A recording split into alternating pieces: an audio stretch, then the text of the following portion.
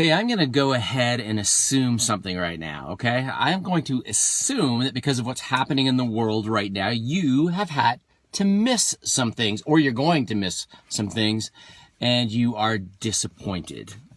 You know, disappointment is a very real emotion in my house right now. We have a student who missed a March break trip. We have a birthday coming up next week that's going to look extremely different than planned.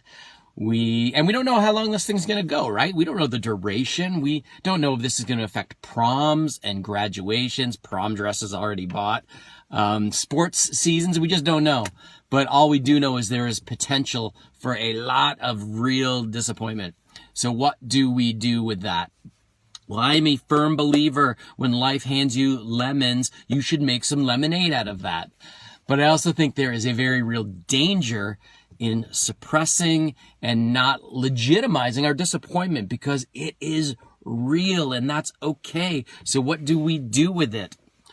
When we bury things, we bury them alive. So I would say don't bury it. Instead, take it to God. God is okay with your disappointment. He's okay if you're angry. He's okay if you're super sad.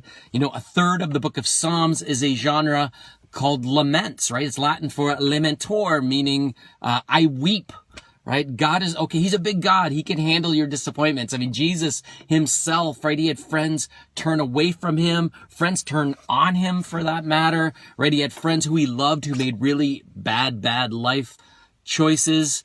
Take your disappointments to God. And I would say parents, get your kids to talk about their disappointments with you. All right. Don't let them internalize that.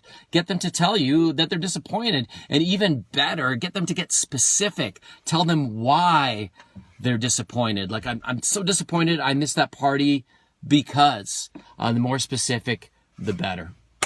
And after you have dealt with your disappointments, I would say anticipate. Because Romans 8:28, it's actually true, right? It's actually true.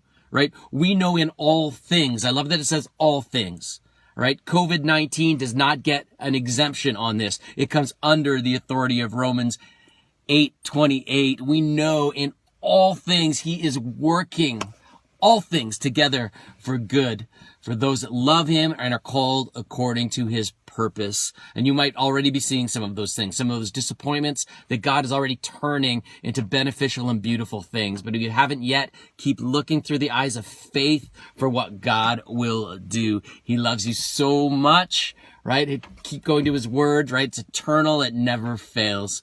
Hey, miss you. Take care.